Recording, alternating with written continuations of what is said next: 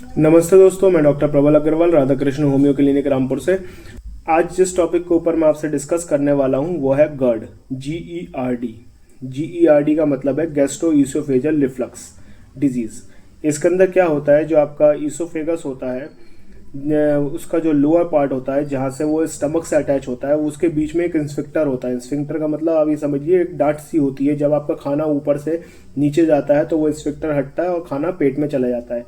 तो जब आपकी वो डाट ढीली हो जाती है, यानी कि जब ईसोफेजल स्फिंक्टर जो होता है, लोअर ईसोफेजल स्फिंक्टर जो आपका स्टमक से अटैच होता है, जब वो लूज पड़ जाता है, ढीला पड़ जाता है, तो उसकी वजह से जो स्टमक एसिड होता है जो खाने को पचाने का काम करता है, वो आपके फूड पाइप में ऊपर आने लगता है, जिसकी वजह से आपको क्या क्या सिम्टम्स आते हैं।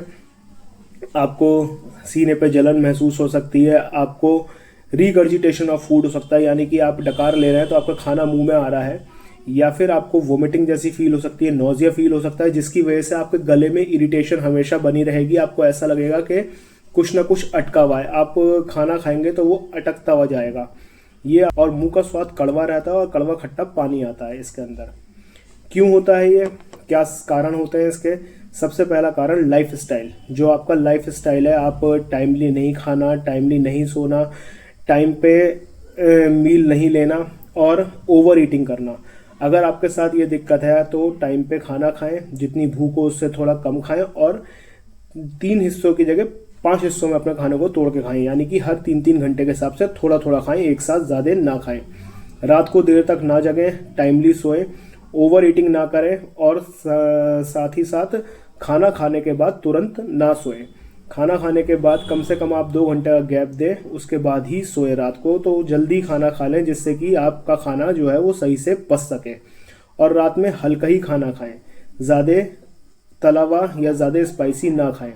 इसी वजह से ये दिक्कत होती है। अगर आप स्पाइसी फूड ज़्यादा खाते हैं, आप अल्कोहल कंजम्पशन ज़्यादा करते हैं, आप स्मोकिंग ज़्यादा करते हैं, या फिर कुछ फूड ऐसे होते हैं जिसकी वजह से ये इरिटेट हो जाता है, जिसकी वजह से इरिटेंट करते हैं। जैसे कि बहुत से लोगों को ये अलग अलग होता है, किसी को मीठा खाने की वजह से ज़्यादा दिक्कत होती है, किसी को दही की वजह से दिक्कत होती है, किसी को तला भुना खाने की वजह से दिक्कत होती है। तो ये पर्सन टू पर्सन वेरी करता है कि कौन सा स्पेसिफिक फूड है जिसकी वजह से उनको दिक्कत ज़्यादा हो रही है। ये कुछ कारण होते हैं इसके कि अपना लाइफ स्टाइल आप अगर सही रखेंगे तो इस परेशानी से बच पाएंगे। एक होम्योपैथिक मेडिसिन जो इसके अंदर बहुत ही अच्छा काम करती है, उस मेडिसिन का नाम है नेट्रमफॉस 6x।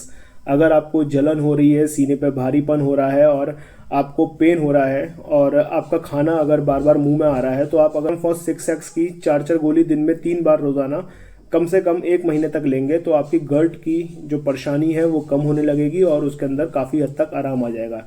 लेकिन दवाई के साथ साथ आपने इस चीज़ का ध्यान रखना है कि आपका जो लाइफ स्टाइल है आप उसे पहले ठीक करें। आप अपना शेड्यूल जो है उसे पहले सुधारें। आप टाइमली खाना खाएं, टाइमली सोएं, और ज़्यादा देर तक ना जगें, और खाना खाने के बाद कम से कम 2 घंटे के बाद ही बिस्तर पे जाएं। तो आप जल्दी खाना खा लें जिससे कि आपका जो फूड है वो पूरी तरह से डाइजेस्ट हो पाए और इस परेशानी को आप ठीक कर पाएँ। अगर आप इस परेशानी को ज़्यादा लंबे समय तक गौर नहीं करेंगे, ठीक नहीं करेंगे, तो उसकी वजह से आपको ईसोफेजाइटिस हो सकती है, यानी कि आपका ईसोफेगस में स्वेलिंग रह सकती है, जिसकी वजह से आपको खाना निगलने में बहुत ज़्यादा दिक्कत होगी। और अगर उसको आप ठीक नहीं करेंगे और ध्यान नहीं देंगे तो ये आगे जाके कैंसर के चांसेस भी बढ़ा सकता है। अगर आपको मेरी दी गई जानकारी अच्छी लगी और आप मेरी दी गई जानकारी से संतुष्ट हैं तो प्लीज़ मेरे चैनल को लाइक करें, शेयर करें, सब्सक्राइब करें। धन्यवाद।